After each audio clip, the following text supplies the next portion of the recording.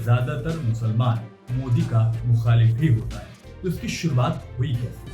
मुसलमान मोदी से आखिर इतना परहेज क्यों करता है? इन तमाम सवालों के जवाब आज हम आपको इस रिपोर्ट के जरिए देंगे। तो इस पूरी नाराजगी के तार जुड़ते हैं गुजरात में। आज से तकरीबन 21 साल पहले गुजरात में नरेंद्र मोदी सूबे के मुखिया हुआ करते थे। सब कुछ सामान्य तो नहीं चल रहा था, क्योंकि 1992 के बाबरी मस्जिद वाकये के बाद जो कशीदगी हिंदू मुस्लिम के दरमियान आई थी वो आज तक बरकरार थी। लेकिन 27 फरवरी 2002 को वो हुआ तो किसी कयामत के रोज से कम नहीं था। दरअसल 27 फरवरी 2002 को सुबह के वक्त साबरमती एक्सप्रेस ट्रेन उत्तर प्रदेश के अयोध्या से गुजरात के अहमदाबाद के लिए रवाना हुई।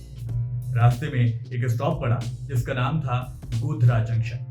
ट्रेन अपनी तयशुदा वक्त पर यहाँ पहुंची और तयशुदा वक्त पर यहाँ से रवाना ही हुई थी कि अचानक आपातकाल ब्रेक खींचकर ट्रेन को रोक दिया गया।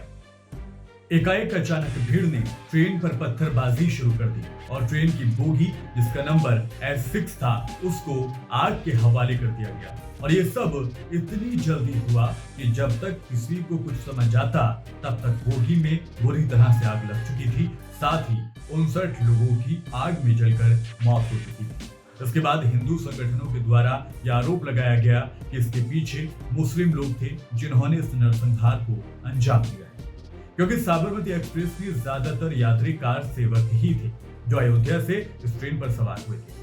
इस मामले पर आरोप प्रत्यारोप शुरू हो चुके थे। नई नई अफवाहों ने माहौल को खराब करना शुरू कर दिया था। इस मामले पर जांच के लिए यूं तो कई तरह की टीमें बनाई गई थी जिनकी अक्सर चर्चा भी होती है, लेकिन लोग इनको संदेह की निगाह से देखते हैं। इस मामले की जांच के लिए तब की केंद्र की कांग्रेस सरकार ने यूसी बनर्जी समिति का गठन किया, जिसमें यह कहा गया कि पूरी घटना कोई साजिश नहीं थी बल्कि एक दुर्घटना मात्र ही थी। लेकिन उस वक्त की गुजरात सरकार द्वारा गठित की गई नानावती आयोग की जांच में कुछ और ही एंगल सामने आया। उसमें यह कहा गया कि पूरी घटना पहले से ही प्लान थी, साजिशन इस आगजनी के जरिए लोगों को जिंदा जलाया गया। गुजरात सरकार ने अपने ही द्वारा गठित की गई नानावती आयोग की रिपोर्ट को सच माना। इस मामले में स्थानीय मौलवी हुसैन उमर जी को साजिश का मास्टरमाइंड बताते हुए उन पर आरोप लगाते हुए गिरफ्तार कर लिया गया। हालांकि 2011 में मौलवी हुसैन उमर जी को बेगुनाह करार देते हुए अदालत ने रिहा कर दिया। हालांकि गुजरात सरकार द्वारा गठित नानावती आयोग की जांच रिपोर्ट पर लोग हमेशा से ही संदेह इसलिए भी करते हैं क्योंकि इस टीम के जांचकर्ताओं की सरकार से काफी नजदीकियों की बात सरेआम थी। ऐसा नहीं है कि केंद्र द्वारा गठित यूसी बनर्जी की रिपोर्ट को लोग सच मानते हैं। इस रिपोर्ट पर भी लोगों ने अपनी आपत्ति दर्ज कराई।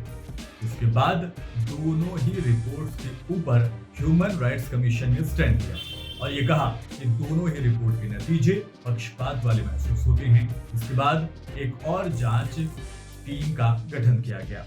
कंसर्न्ड सिटीजन्स ट्रिब्यूनल के द्वारा इसकी जांच कराई गई, जिसमें यह कहा गया कि साबरमती एक्सप्रेस अहमदाबाद से अयोध्या के लिए निकली थी। इसमें सैकड़ों कार सेवक सवार थे और रास्ते में पड़ने वाले दाहोद रेलवे स्टेशन पर कार सेवकों ने एक मुस्लिम दुकानदार से मारपीट की थी और उसकी दुकान को तोड़ डाला था। और यही नहीं, रिपोर्ट्स ये भी कहती हैं कि रास्ते में ही कार सेवकों ने रुदोली और दरियाबाद स्टेशन के दरमियान मुस्लिम समुदाय की महिलाओं और उनके बच्चों पर ज्यादती की थी। और जब इसकी मुखालफत नौजवानों ने की तो उनको भी रास्ते में ही पड़ने वाले पतरंगा और रोज गांव के स्टेशन के दरमियान ट्रेन से नीचे फेंक दिया गया। बहुत सी मुस्लिम महिलाओं ने अपनी जान को महफूज करने के लिए ही खुद ही ट्रेन से छलांग लगा दी थी। और इस तरह देखते ही देखते कार सेवक हावी होते चले गए। उस वक्त के अखबारों में खबरें लगातार माहौल के खराब होने की गवाही दे रही थी। उसी में से एक अखबार जनमोर्चा ने तो ये तक छापा कि साबरमती एक्सप्रेस में सवार त्रिशूलधारी बजरंग दल के कार्यकर्ताओं ने बुरी तरह से लोगों को मौत के घाट उतारा है। किसी को इन्होंने जबरन पीटा है तो किसी की दाढ़ी को नोचा गया है, किसी से जय श्री राम के नारे लगवाए गए तो किसी पर त्रिशूल से हमला भी कर दिया गया। इस सब के बाद जब स्थानीय लोग पुलिस के पास मामले को दर्ज कराने के लिए पहुंचे तो कोई एफआईआर भी दर्ज नहीं हुई। हालांकि कार सेवकों का जोश यहीं कम नहीं हुआ। ट्रेन में लगातार हुड़दंग मचता रहा। राम मंदिर का जिक्र भी लगातार उनके नारेबाजी में होता रहा। और 27 फरवरी 2002 को जब Sabarmati express train Godhra junction पर पहुंची तो अचानक लोगों की भीड़ यहां पर इकट्ठा हुई और ट्रेन पर पथराव शुरू हो गया। लोगों ने बोगी नंबर S6 को आग के हवाले कर दिया और इस आग की घटना को पुलिस ने मुस्लिमों पर हुए एक्शन का रिएक्शन बताया। पुलिस ने यह भी कहा कि ये सब पास के रहने वाले मुस्लिम लोगों ने किया है, उन्हीं के द्वारा ट्रेन में आग लगाई गई है। इसके बाद राज्य में दंगे फैल गए और गुलबर्ग सोसाइटी जिसका से कुछ भी लेना देना नहीं था, वहां पर 79 मुस्लिम लोगों को मौत के घाट उतार दिया गया। कुल मिलाकर गुजरात दंगों में सरकारी आंकड़ों के मुताबिक